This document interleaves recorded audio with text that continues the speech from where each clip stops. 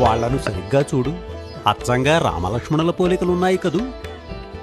ఒకనాడు ఇదే వయసులో రామలక్ష్మణులు కూడా విశ్వామిత్ర మహర్షి వెంట ఆశ్రమానికి వెళ్లారు. అవునవును, అదే ముఖ కవళికలు, అదే తేజస్సు, అదే నడక, కొంచెం కూడా తేడా లేదు.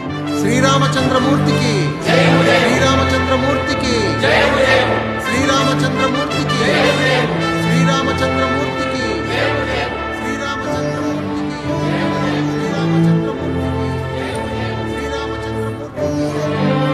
రఘువంశజుడు, కౌశలాధీసుడు, దశరథపుత్రుడు శ్రీరాముడి ప్రణామాలు స్వీకరించండి మహర్షి.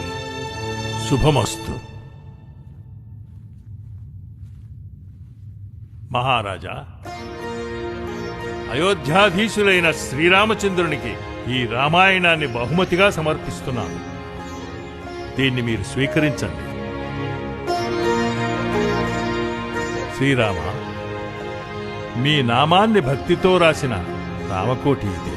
దీన్ని మా ఆశ్రమంలోని వనదేవి స్వహస్తాలతో రాసింది. దీన్ని కూడా స్వీకరించండి ప్రభు.